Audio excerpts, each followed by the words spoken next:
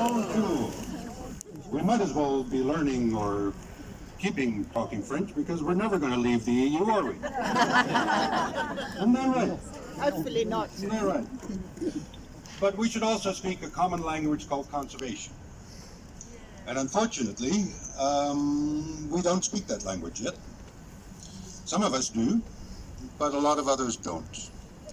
And that is very unfortunate because we must all learn it. And like Bella, let's hope that the next generation will learn it, and maybe that'll be a little bit too late for a lot of species.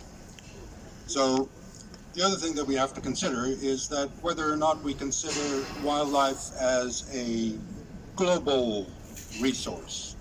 Does it belong to all of us, or does it belong to the countries in which it occurs? And unless that changes, unless that concept changes, we are sort of stuck. So today we march for hope. And what has been achieved since the last march? Well, we've done better than Theresa May, haven't we? The UK now has the Ivory Act. Now, that was celebrated by a lot of people, but be careful, read the fine print, because it's not quite what we think it is.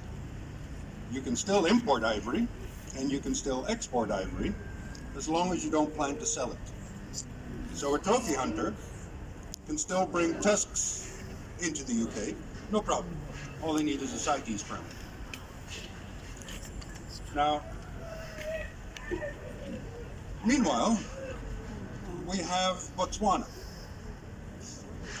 They are considering bringing back trophy hunting. They're thinking about it very strongly. So a country that banned trophy hunting under one president, now the interim president, the next guy, says, well, maybe we should bring it back. And they even want to cull elephants. So if the interim president of Botswana was here right now, he would say, don't bother, guys. Don't burn your shoe leather protesting against elephant trophy hunting, because it is coming back, because these elephants belong to us and not to you. And that is the situation that we have to change. That is where we have to get a concept of this global ownership of wildlife. And along those lines, the CITES meeting next month, yay, another jamboree. They're considering bringing back the ivory trade. Yay, isn't that great? What we must do is, hopefully, as Stan said, we really must send our delegates, the UK delegates, to CITES to say, forget about it. It's not going to happen. It will never happen. The past few times that it did happen, it was a complete disaster. So where do we go from here? Well, we demonstrate again and again. We do what we do best.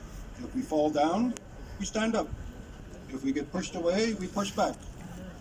If Botswana says they want to hunt elephants, we use our shoe leather not to go to Botswana.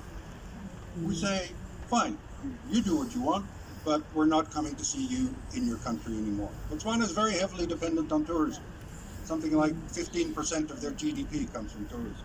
The rest from diamonds, so you should also not buy Botswana diamonds. If South Africa says they want to keep, breeding captive lions for hunting, don't go to South Africa. It's easy, right? Don't buy their products. Don't buy their wines. Makes a difference. Makes a big difference. And if politicians ignore us, well, we just keep knocking at their door. And we keep coming back, and we keep signing petitions, and we keep saying to people, we are right, and we are convinced that we are right, and we know that we are right.